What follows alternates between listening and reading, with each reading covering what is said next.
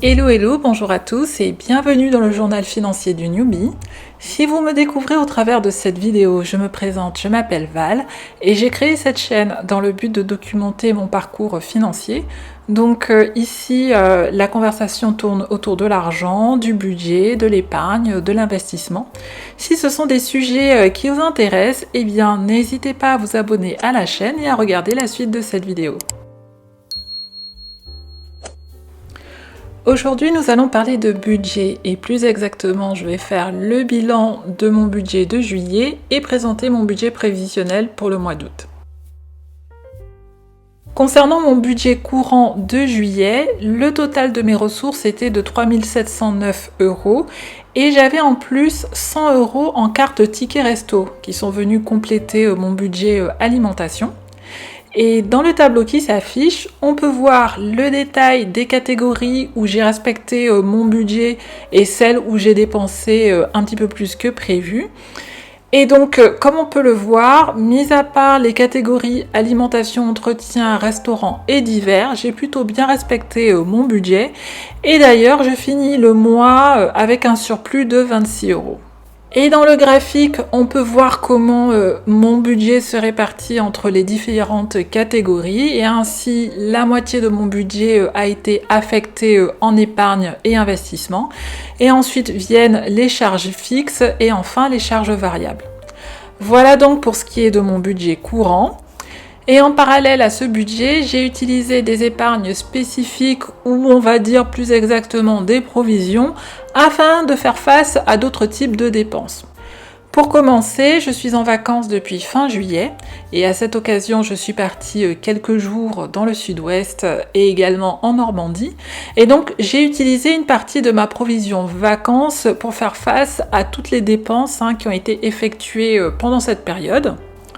En juillet, j'ai dépensé 138 € et à cela, il faut ajouter 519 € que j'avais déjà dépensé au mois de juin pour payer tout ce qui était réservation de train, d'hôtel, etc. Une autre dépense exceptionnelle que j'ai faite sur le mois de juillet, j'en parlais dans ma précédente vidéo, à savoir que je prévoyais d'acheter de nouvelles lunettes de vue. En fait, j'en avais besoin parce que ma correction a changé et aussi surtout parce que il était plus que temps que j'achète de nouvelles lunettes car j'avais tordu les anciennes suite à une chute que j'ai faite au CrossFit. En fait, pour l'anecdote, j'essaye d'apprendre à faire le poirier.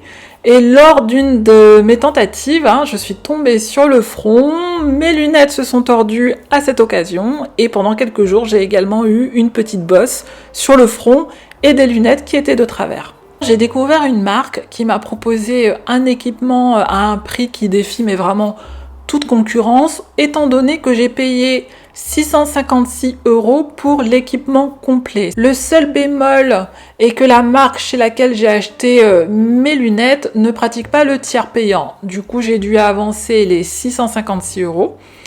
Et pour cela, pour faire face à cette dépense, j'ai puisé dans ma provision santé.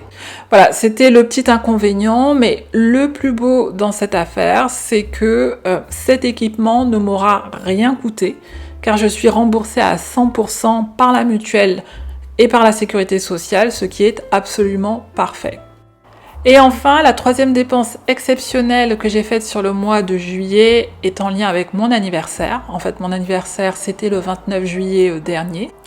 Et à cette occasion, je me suis offert des AirPods de chez Apple. En fait, ça faisait très longtemps, au moins un an, que je me tâtais pour les acheter. Et finalement, j'ai craqué à l'occasion de mon anniversaire. Et pour pouvoir me les offrir, parce que c'était absolument pas prévu au budget, eh bien en fait j'ai tout simplement pioché dans ma provision technologie. Et je voudrais profiter de ce point sur mes dépenses exceptionnelles pour parler de l'importance des provisions pour une bonne gestion budgétaire.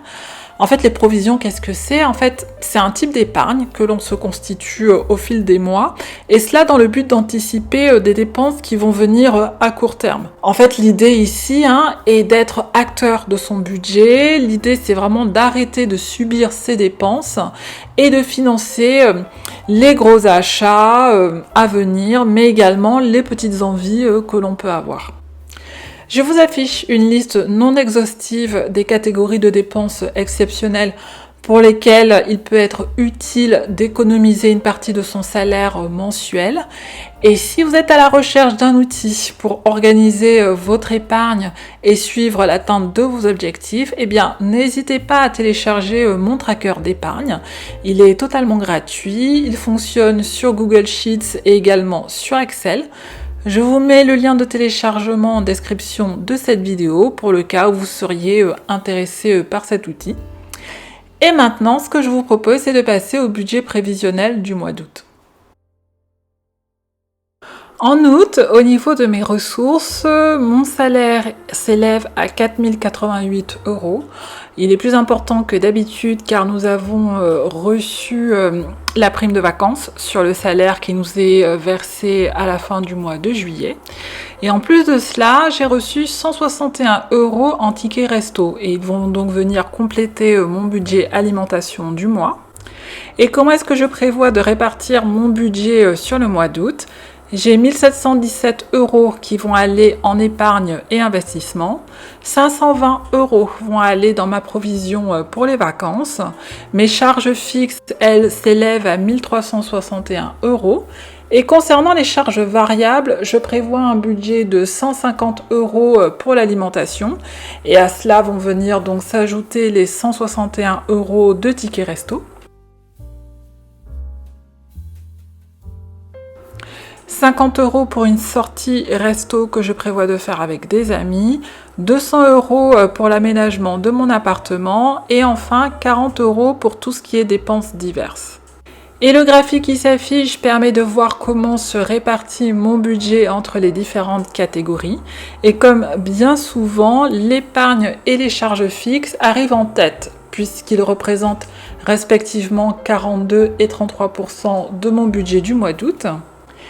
Et petite précision concernant l'épargne, ici je comptabilise uniquement ce que je mets de côté pour mon épargne de précaution, pour mon projet zéro crédit immobilier et également tout ce que je mets de côté afin d'investir dans mon PEA ou alors dans mon assurance vie.